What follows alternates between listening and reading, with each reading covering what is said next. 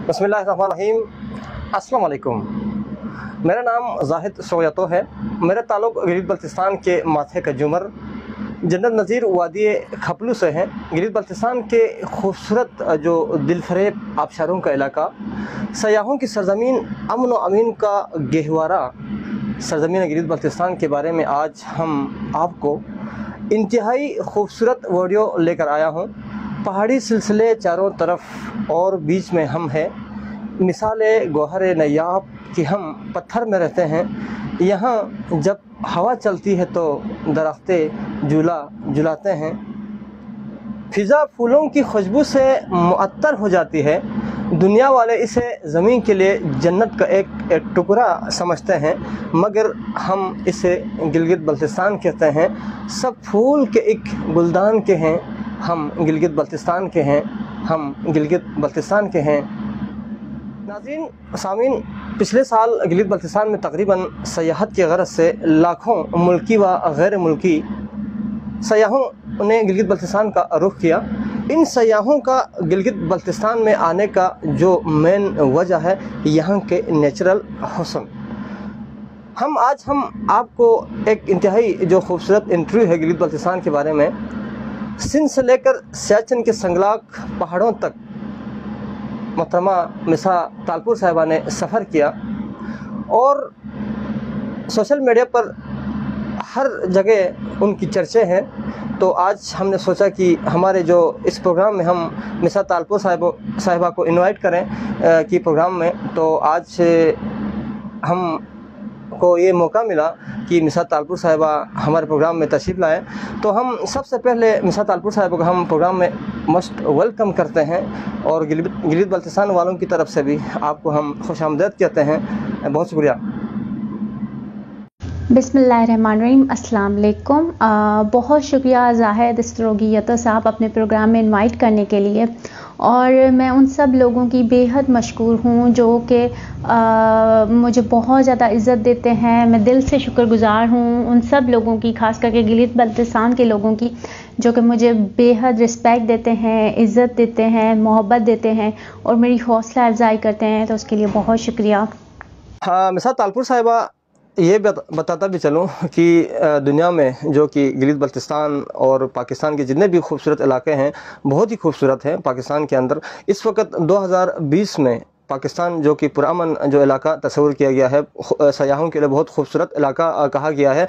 तो हम हुकूमत वक़्त से हम यही अपील करते हैं कि आप आप जा चुके हैं, आप जानते भी हैं कि गिलगित बल्तिस्तान के जो शारा कराक्रम है बहुत ही ख़तरनाक रास्ते हैं। अभी कंस्ट्रक्शन का काम वहाँ पे जारी है, तो हर तरफ टूट फूट का शिकार है। दूसरा, जहाज़ में लोग नहीं जा सकते क्योंकि टिकट बहुत ही महंगा है। आप एक तरफ आप देखें, यहाँ रावलपिंडी से स्कर्दो, इस्लामाबाद से स्कर्दो 16,000 टिकट है। वहाँ से आप इस्लामाबाद से कराची जाए 2 घंटे का मसाफात है, फिर भी वही टिकट है 16,000, और स्कर्दो 45 मिनट का भी 16,000। ये बहुत ज़्यादती है।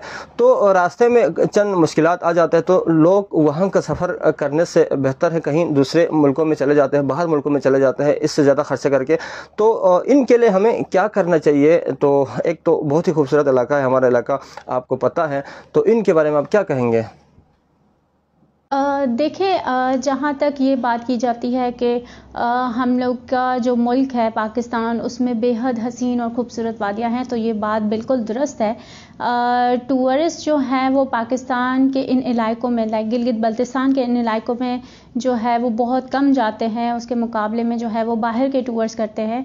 तो उसका रीज़न सिर्फ ये है कि बहुत सारे लोग ऐसे हैं जिनको इस चीज़ का इल्म ही नहीं है कि ये पाकिस्तान में भी इस कदर खूबसूरत वादियाँ जो है वो मौजूद हैं और वहाँ पे ट्रैवल करना आसान है। और दूसरा जो मैं रीज़न समझती हूँ वो ये है कि टूरिस्ट को वो फैसिलिटीज़ नहीं मिलती हैं जो कि वो चाहते हैं, क्योंकि जो लोग भी सफ़र करते हैं यहाँ घूमने अपने फैमिलीज़ के साथ जाते हैं, वो ये चाहते हैं कि उनको जो है वो फैसिलिटीज़ मिलें, आसाइश के साथ उनका सफ़र हो।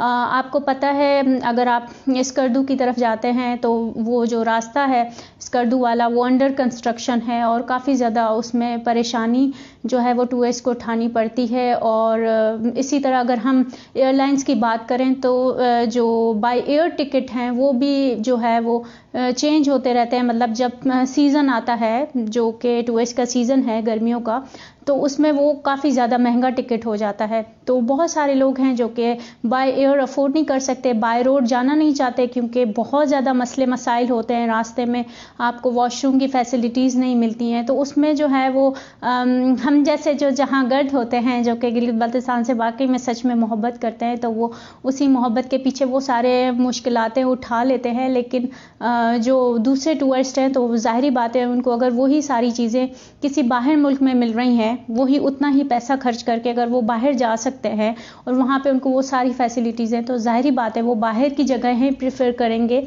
और यहाँ नहीं करेंगे। तो यहाँ पे ये है कि गवर्नमेंट को काम करने की ज़रूरत है इस चीज़ पे, वो सारी फैसिलिटीज़ दी जाएं तो टूरिस्ट क्यों नहीं आएंगे, क्योंकि हमारा मुल्क बेहद खूबसूरत है। और यहाँ पे जो ये इलाके हैं हमारे किसी आप इसको कंपेयर नहीं कर सकते बाहर की जो है वो जगहों से, बेहद खूबसूरत और हसीन है।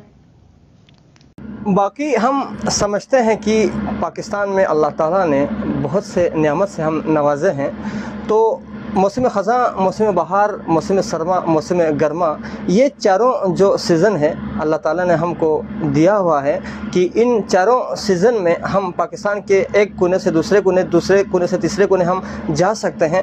आप गिलगित बाल्टिस्तान के जो कि नंगा पर्वत से लेके सियाचिन जो कि आखिरी जो इलाका है पाकिस्तान का, जो खपलू वगैरह, हुशे वगैरह, आप हर जगह पे आप जा चुके हैं, हुंजे भी आप गए हैं।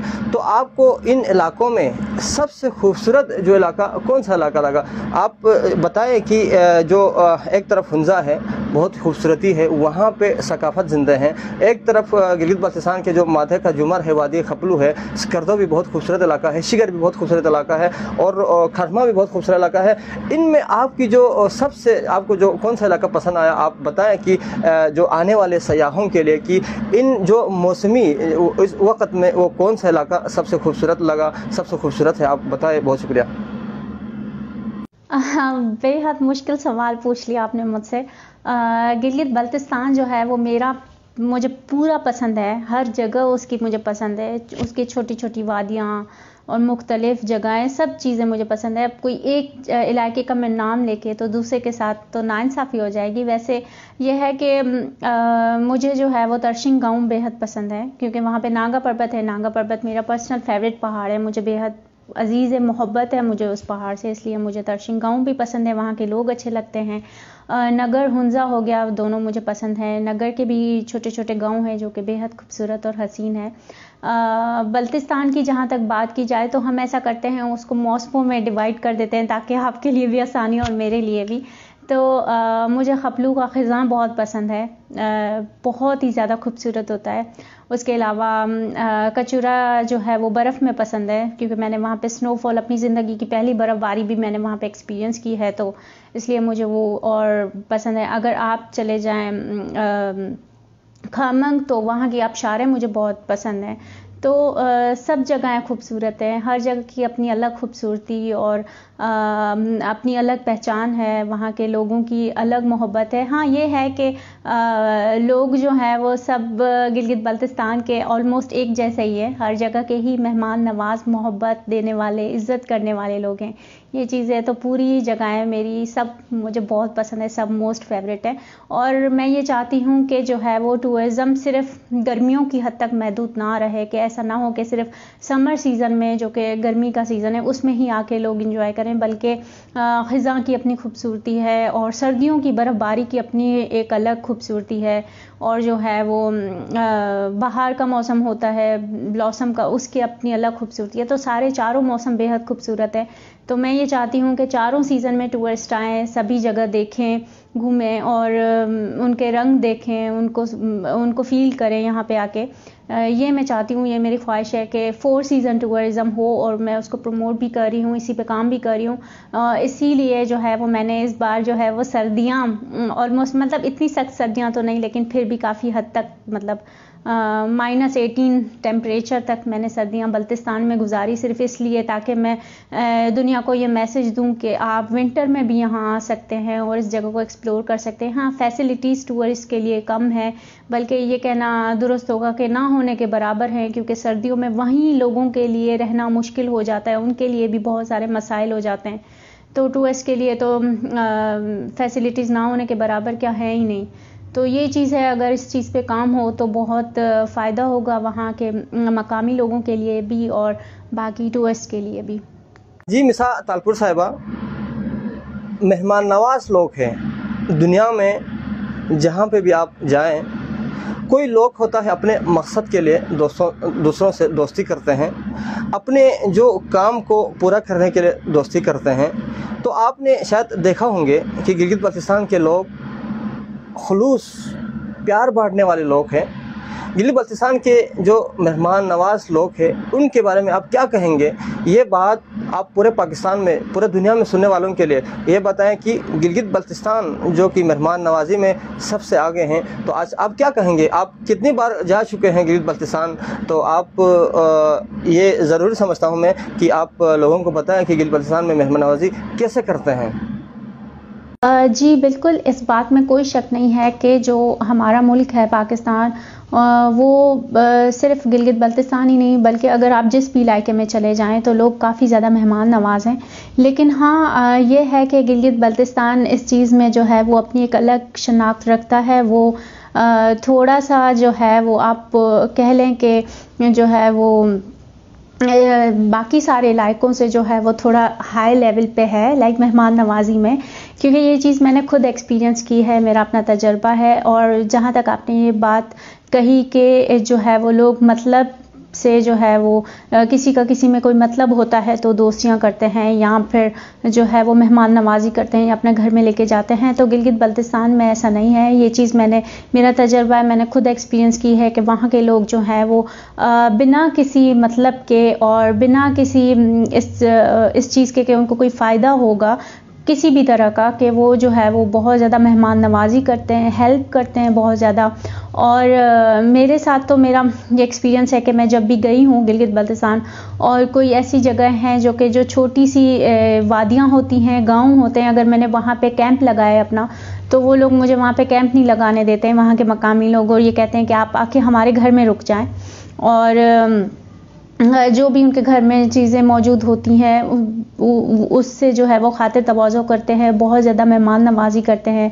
और बस उनको होता है कि हमारे पास जो भी आया है ना तो बस खुश होके जाए। तो ये चीज़ है कि गिलगित बल्तिस्तान के लोग बेहद मेहमान नवाज हैं और कोई भी जो है वो अपना मफाद या फ़ायदा देख के नहीं बल्कि मेहमान को मेहमान की तरह से इज़्ज़त देते हैं। ये चीज़ बहुत जो है वो मुझे अच्छी लगती है गिलगित बल्तिस्तान की। मिसाल तालपुर साहिबा, मैं ये सवाल पूछना ज़रूरी समझता हूँ क्योंकि ख़वातीन माशरे का अभी एक हिस्सा बन रहा है, ताकि ख़वातीन की वजह से इलाका तरक्की कर रहा है। क्योंकि औरतें, आप समझती हैं कि आप अकेली सिंध से लेकर यहाँ सियाचिन तक आप आते हैं बगैर किसी आपके ना साथ कोई होते हैं, आप अकेले सफ़र करती हैं। गिलगित बल्तिस्तान आपको यही महसूस होता है वहाँ पे बिल्कुल आपकी सेफ्टी है, लोग बहुत अच्छे लोग हैं, मेहमान नवाज लोग हैं। तो यहाँ की जो ख़वातीन के बारे में आप कुछ कहें कि यहाँ की ख़वातीन जब अव्वल से लेकर मैट्रिक तक ये पढ़ती है, इसके बाद आगे जब हॉस्टलों में जाने के लिए, आगे कॉलेजों में, यूनिवर्सिटी में जाने के लिए इनके पास हिम्मत नहीं होते, इनको हिम्मत दिलाने के लिए आप क्या कहेंगे? तो आप ये सोचेंगे कि एक दो हमारी लड़कियां हैं जो पंजाब में पढ़ती है, लेकिन ज़्यादातर 90% ख़वातीन के लिए आगे जाने की इतना सहूलत नहीं है, नौकरी करते हैं सिर्फ हॉस्पिटल और स्कूल में। वहाँ की ख़वातीन के बारे में आप क्या कहेंगे? ख़वातीन के लिए आप कुछ कहें कि ख़वातीन भी आगे आए कि इलाके की तरक्की में शाना बशाना हमारे साथ खड़े हो सकें। आप थोड़ा बताएँ प्लीज़। बहुत शुक्रिया जाहिद स्त्रोगी यतो साहब, आपने इतना इम्पॉर्टेंट क्वेश्चन पूछा और ख़वातीन पे तो लाजमी बात करनी चाहिए, जो मैं करना भी चाहती हूँ। जहाँ तक आपने ये बात कही कि गिलगित बल्तिस्तान में औरतों को तालीम नहीं दिलवाई जाती, तो मैं इससे बिल्कुल भी मुत्तफ़िक नहीं हूँ, क्योंकि वहाँ पे एजुकेशन जो है वो काफ़ी बेहतर है वहाँ पे, बल्कि बहुत अच्छी है। और मैंने वहाँ पे जो है वो छोटी छोटी बच्चियों को भी देखा है कि वो स्कूल जाती हैं, पढ़ने के लिए पढ़ रही हैं, दिलचस्पी लेती हैं अपनी तालीम में, ये चीज़ बहुत अच्छी है। और एक बात जो मैंने नोट की इतना ट्रैवल करके गिलगित बल्तिस्तान में, वो ये कि वहाँ के जो मर्द हजरात हैं, जो भी वो अपनी औरतों को, मतलब जो भी उनकी बच्चियां हैं उनको तालीम दिलाते हैं, उसके तालीम का जेवर वो लाजमी अपनी बेटियों को देते हैं। ये चीज़ जो है वो मुझे बहुत अच्छी लगी। लेकिन एक चीज़ है जिस पे मैं बात करना चाहूँगी लाजमी, वो ये कि औरतें जो है वो जहाँ तक तालीम की बात है तो बहुत हायर स्टडीज़ उनको दिलवाई जाती हैं, यूनिवर्सिटी लेवल तक उनको पढ़ाया जाता है। लेकिन जहाँ तक जॉब की बात आती है तो वो सिर्फ टीचर्स होने की हद तक महदूद है। मतलब वो ये वहाँ के लोग, मुझे नहीं पता क्या इनके पीछे क्या मसाइल हैं कि वो ये सोचते हैं कि बस स्कूल में पढ़ा लें, टीचर हो जाएं, बस ये काफ़ी है। और भी बहुत सारे शोबे हैं जैसे कि बैंक्स हो गई और डॉक्टर्स भी बन सकती हैं, और भी बहुत सारी जो है वो प्रोफेशंस हैं जिसमें जो है वो औरतें गिलगित बल्तिस्तान की आगे आ सकती हैं। लेकिन वहाँ के जो मर्द हजरात हैं वो शायद ये समझते हैं कि वो शोबे जो हैं वो औरतों के लिए बेहतर नहीं है, ठीक नहीं है, इसलिए शायद वो उनको उनमें नहीं आने देते आगे। तो मैं ये समझती हूँ कि ये जो है वो एक घर के सरबराह या जिनकी बेटियां हैं वहाँ पे जो मर्द हजरात हैं उनकी ज़िम्मेदारी है कि वो अपनी बेटियों को, अपनी बहनों को कॉन्फिडेंस दें और उनको जो है वो, ताकि वो बाहर निकल सकें, ट्रैवल भी कर सकें और आगे दूसरे जो उनके प्रोफेशन हैं जिनमें वो जाना चाहती हैं वो जा सकें। तो जो है वो घर के जो मर्द हैं, जो सरबराह हैं, उनकी हेल्प और सपोर्ट बहुत ज़रूरी है। और अगर वहाँ के जो मर्द हजरात हैं वो अपनी बहनों बेटियों को सपोर्ट करें तो काफ़ी ज़्यादा चेंजेस आ सकती है। बाकी निसार तालपुर साहिबा, बहुत बहुत शुक्रिया, नवाजिश आपने जो मुझे टाइम दिया कि आज मेरे प्रोग्राम में बल्तिस करचन टीवी में, करचन प्रोडक्शन में आप आकर आपने इंटरव्यू दी कि आखिर में लास्ट में जो कि लोगों के लिए आप क्या कहेंगे, क्या पैगाम आप छोड़ के जाएंगे कि जो फेसबुक की दुनिया के लोगों के लिए, सोशल मीडिया पे लोगों के लिए, कि आपको शायद आपके यूट्यूब चैनल भी है, आपका पेज भी है, आपका जो भी है, आप इनके बारे में थोड़ा बताएं ताकि लोगों को पता चले कि आपका वो यूट्यूब फॉलो करें, आपके फेसबुक फॉलो करें, ताकि वहाँ से ज़्यादा से ज़्यादा गिलगित बल्तिस्तान और पाकिस्तान की जो खूबसूरती दुनिया को नज़र आए और दुनिया को एक पहचान मिले। आप थोड़ा बताइए, आपकी जो सोशल मीडिया एक्टिविस्ट है, जो आप जो काम करते हैं उनके बारे में ज़रा बताइए। बहुत बहुत शुक्रिया, थैंक यू सो मच। बहुत शुक्रिया जाहिद इसरोगी यतो साहब। मैं बिल्कुल ये बताना चाहती हूँ कि गिलगित बल्तिस्तान पेज जो है वो मैं और जाहिद साहब मिलके चला रहे हैं। उसके पीछे रीज़न ये है कि मैं चाहती हूँ गिलगित बल्तिस्तान की जो खूबसूरती है, जो कि मैं पिक्चर्स की सूरत में, व्लॉग्स की शक्ल में और जो है वो छोटे मोटे आर्टिकल्स की शक्ल में जो है वो सोशल मीडिया नेटवर्क्स पे जो है वो डिफरेंट जगहों पे दिखा रही हूँ, तो वो सब लोगों तक आसानी से पहुँच सके, पूरी दुनिया तक पहुँच सके। और बहुत सारे ऐसे हमारे भाई हैं जो कि परदेश में रहते हैं और वो अपने जो है वो घरों को, अपनी वादियों को बहुत मिस करते होंगे, ज़ाहिरी बात है। तो वो लोग भी ये तस्वीर और वीडियोस देख के जो है वो उनको अच्छा लगता होगा, इसलिए। और दूसरा मेरा एक छोटा सा मैसेज है जो मैं देना चाहती हूँ आप सब लोगों को, वो ये कि मैं पहले तो आप सब लोगों की बहुत शुक्रगुजार हूँ। आप लोग मुझसे इतनी मोहब्बत करते हैं, इतनी इज्जत देते हैं मुझे, उसके लिए बेहद मशकूर हूँ, बहुत शुक्रिया। मैं ये चाहती हूँ कि मेरी शक्ल से जो है वो, शक्ल से ज़्यादा जो है वो मेरे काम को अप्रिशिएट किया जाए, मुझे उस पर खुशी होगी। क्योंकि मैं चाहती हूँ कि गिलगित बल्तिस्तान में खास करके 4 सीज़न टूरिज़्म हो और मैं इस पे काम कर रही हूँ, उसकी प्रमोशन के लिए काम कर रही हूँ। तो मैं चाहती हूँ आप सब लोग मिलके इसमें जो है वो हमारा साथ दें, गिलगित बल्तिस्तान की खूबसूरती दुनिया को दिखाने में। और क्योंकि मिलके ही हम जो है वो अपने जो मुल्क की खूबसूरती है वो दुनिया तक पहुँचा सकते हैं।